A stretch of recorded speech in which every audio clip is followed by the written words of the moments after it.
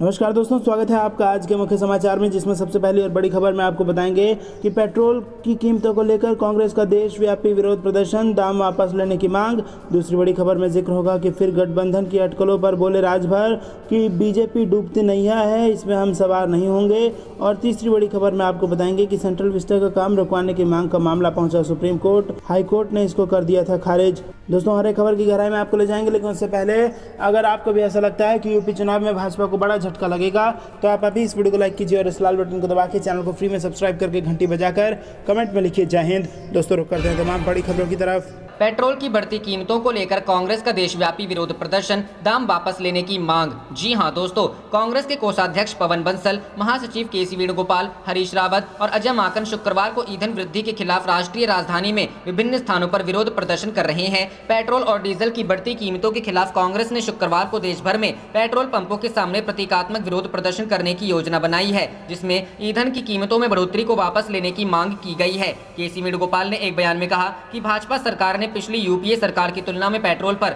23.87 रुपए प्रति लीटर और डीजल पर 28.37 रुपए प्रति लीटर उत्पाद शुल्क बढ़ाया है। गलत नीतियों और भारी करों के कारण देश के कुछ हिस्सों में पेट्रोल की कीमतें इन दिनों 100 रुपए प्रति लीटर को पार कर गई है, जबकि डीजल की कीमतें 100 रुपए प्रति लीटर तक पहुंचने के कगार पर है। हर कोई आवश्यक वस्तुओं पर पेट्रोल और डीजल की मुद्रास्फीति के व्यापक प्रभाव के बारे में जानता है। भाजपा सरकार की गलत प्राथमिकताओं और जन विरोधी नीतियों का अंदाजा इसी बात से भी लगाया जा सकता है कि कोरोना महामारी के पिछले 13 महीनों में पेट्रोल और डीजल के दामों में अभूतपूर्व रूप से क्रमशः 25.97 रुपए और 24.18 रुपए की बढ़ोतरी हुई है। सिर्फ पिछले 5 महीनों में ही पेट्रोल डीजल के दामों में 44 गुना की बढ़ोतरी हुई है, जो केंद्र की बीजेपी सरकार द्वारा जनता से लूट का जीता जागता उदाहरण। रुख करते हैं अगली खबर की तरफ। यूपी फिर गठबंधन की अटकलों पर बोले राजभर, बीजेपी डूबती नैया, हम नहीं होंगे सवार। जी हां दोस्तों, उत्तर प्रदेश में विधानसभा चुनाव से पहले भारतीय जनता पार्टी ने छोटे दलों को लुभाने की कोशिश कर दी है। अपना दल और निषाद पार्टी के बाद बीजेपी ने एक बार फिर ओम प्रकाश राजभर की सुहेल देव भारतीय समाज पार्टी पर डोरे डाल रही थी,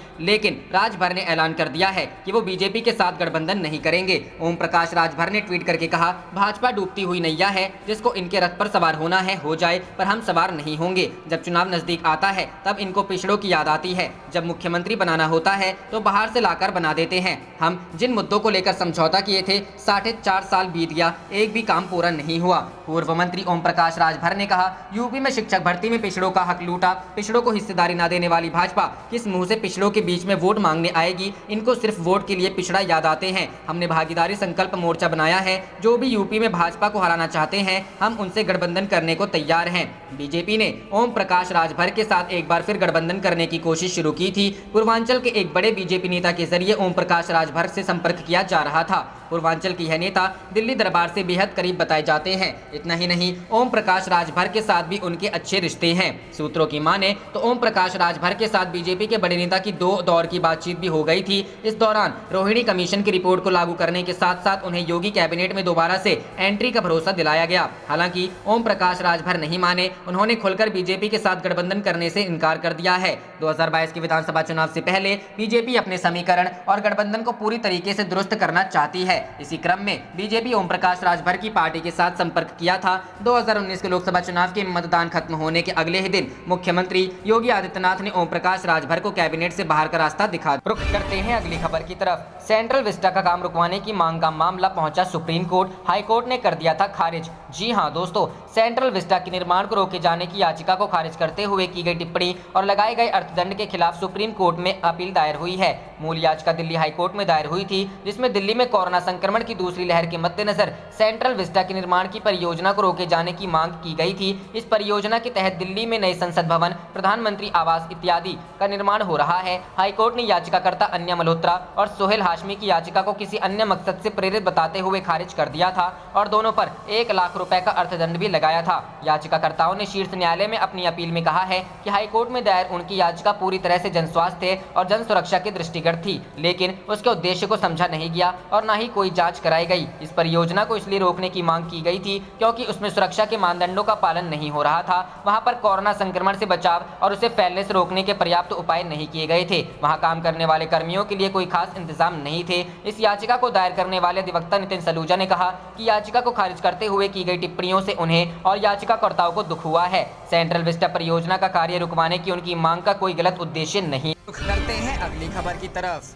बिहार एनडीए में फिर छिड़ा घमासान, मांझी की पार्टी हमने कहा हालात होंगे भयानक। जी हां दोस्तों, बिहार के सत्ताधारी एनडीए गठबंधन में घमासान तेज हो गया है। जीतन राम मांझी की पार्टी हमने बीजेपी नेताओं की बयानबाजी के खिलाफ मोर्चा खोल दिया है। हमने बीजेपी के शीर्ष नेतृत्व से कहा है कि वो अपने नेताओं की बयानबाजी पर रोक लगाए, वरना हालात और भयावह हो सकते हैं। हम प्रवक्ता दानिश रिजवान ने मांग की है कि एनडीए में जल्द से जल्द कोऑर्डिनेशन कमेटी बनाई जाए। दानिश ने बीजेपी के प्रदेश अध्यक्ष डॉक्टर संजय जायसवाल और एमएलसी टुन्ना जी पांडे का जिक्र करते हुए कहा कि कुछ नेता गठबंधन धर्म के खिलाफ बयान जारी कर नीतीश सरकार को अस्थिर करने की कोशिश कर रहे हैं। ये नेता बयान जारी कर विपक्ष को सरकार पर हमला करने का मौका दे रहे हैं। बिहार की सियासत में ये पहली बार नहीं है जब जीतन राम मांझी की पार्टी ने कोऑर्डिनेशन कमेटी की मांग की है। इससे पहले जब हम महागठबंधन का हिस्सा हुआ करता था तो 2020 विधानसभा चुनाव में पार्टी ने आरजेडी से सीट बंटवारे को लेकर कोऑर्डिनेशन कमेटी की मांग की थी, लेकिन तब तेजस्वी ने मांझी की बात को तरजीह नहीं दी थी। इसके बाद मांझी ने महागठबंधन छोड़ एनडीए का दामन थाम लिया था। ताजा सीट समीकरण की बात करें तो बिहार में एनडीए 125 सीटों पर काबिज है और बहुमत के लिए 122 सीटों की जरूरत होती है। इन 125 मांझी की पार्टी 4 और वीआईपी की 4 सीटें हैं। रुख करते हैं अगली खबर की तरफ। कोरोना से होने वाली मौतों के आंकड़ों पर घमासान, पप्पू यादव ने पूछा बिहार में मौत घोटाला कौन कर रहा है। जी हां दोस्तों, बिहार में कोरोना से मरीजों की मौत के आंकड़ों में आए बदलाव के बाद स्वास्थ्य विभाग सवालों के घेरे में आ गया है। पहले विभाग ने कहा था कि 5458 लोग मरे हैं, लेकिन स्वास्थ्य विभाग के प्रधान सचिव प्रत्यय अमृत के बयान से मरने वालों की संख्या बढ़कर 9429 हो गई। कोरोना से मरने वाले लोगों के नए आंकड़ों के साथ न सिर्फ स्वास्थ्य विभाग सवालों के घेरे में है, बल्कि विपक्ष ने नीतीश सरकार पर निशाना साधना शुरू कर दिया है। बता दें कि जाप के राष्ट्रीय अध्यक्ष और पूर्व सांसद पप्पू यादव कोरोना मरीजों की मौत के आंकड़ों पर शुरू से ही सवाल उठा रहे थे। अब विभाग की सच्चाई सामने आने के बाद उनका हमला और तेज हो गया है। पूर्व सांसद ने सरकार के काले कारनामों का काला चिट्ठा खोला ही था कि उनको 32 साल पुराने अपहरण के एक मामले में जेल भेज दिया। अभी पूर्व सांसद पप्पू यादव जेल में ही है, लेकिन सरकार पर ट्वीट के माध्यम से लगातार हमलावर है। बिहार सरकार स्वास्थ्य विभाग की सच्चाई सामने आने के बाद पप्पू यादव ने ट्वीट कर सरकार को घेरा है। उन्होंने ट्वीट कर बिहार सरकार से पूछा है कि आज एक दिन में बिहार में 3971 लोग कोरोना से मरे हैं और ये आंकड़े covid19india.org पर मौजूद है। सरकार बताएं एक दिन में इतनी मौत कैसे हुई, मंगल और मोदी मुंह खोले। इसके साथ पूर्व सांसद पप्पू यादव ने ट्वीट करके कहा है कि कुर्सी कुर्सी खेलने वालों, मंदिर और मस्जिद के नाम पर जहर घोलने वालों, ठहर जाओ वरना मौत तुम्हारे दर पर भी दस्तक देगी। इसके अलावा पूर्व सांसद ने एक अन्य ट्वीट में लिखा, बिहार में मौत घोटाला, पटना में कल 1000 से अधिक लोगों की कोरोना से मौत की क्या है सच्चाई। कहा जा रहा है कि पहले मौत के आंकड़ों को छुपाया गया था, अब उन्हें जारी किया गया है। आखिर यह खेल किसका है? स्वास्थ्य विभाग में मौत के आंकड़ों का घोटाला कौन कर रहा है? रुख करते हैं अगली खबर की तरफ। योगी आदित्यनाथ की आलोचनाओं को लेकर बीजेपी में चिंता, यूपी विधानसभा चुनाव से पहले फीडबैक अभियान। जी हां दोस्तों, उत्तर प्रदेश में अगले साल होने वाले विधानसभा चुनावों से पहले राज्य में बीजेपी की बैठकों का सिलसिला तेज हो गया है। मीटिंगों का यह दौर संकेत देता है कि पार्टी कोविड संकट से निपटने को लेकर सीएम योगी की आलोचना को लेकर चिंतित है। दिल्ली से लखनऊ पहुंचे 2 बीजेपी नेता बीएल संतोष और केंद्रीय मंत्री राधा मोहन सिंह सोमवार से शुरू हुई फीडबैक ड्राइव के तहत उत्तर प्रदेश के मंत्रियों से मुलाकात कर रहे हैं। पार्टी संगठन में महासचिव बीएल संतोष और सिंह प्रदेश के मुखिया योगी आदित्यनाथ और दोनों उप मुख्यमंत्रियों के साथ मुलाकात करेंगे। हालांकि इस बीच सूत्रों ने उन सभी अटकलों का विराम लगा दिया है जिसमें चुनाव से पहले सीएम योगी और दोनों उप मुख्यमंत्रियों को पद से हटाने की बात कही गई थी। पार्टी के द्वारा जारी बयान के अनुसार दोनों बीजेपी नेता प्रदेश में कोविड काल के दौरान पार्टी द्वारा किए गए राहत कार्यों की समीक्षा कर रहे हैं। पिछले कुछ हफ्तों में योगी सरकार द्वारा सोशल मीडिया के माध्यम से विरोधियों के दावों पर जोरदार पलटवार किया जा रहा है। बताते चले कि कोविड काल में विपक्ष ने योगी सरकार के नाकाम होने के आरोप लगाते हुए दावा किया था प्रदेश सरकार के उदासीन बर्ताव के कारण दूसरी लहर में यूपी में बड़ी संख्या में लोगों की मौत हुई। एक तरफ नदियों में तैरती लाशें और किनारों पर दफनाए गए शवों का मामला अंतर्राष्ट्रीय सुर्खियां बटोर चुका है।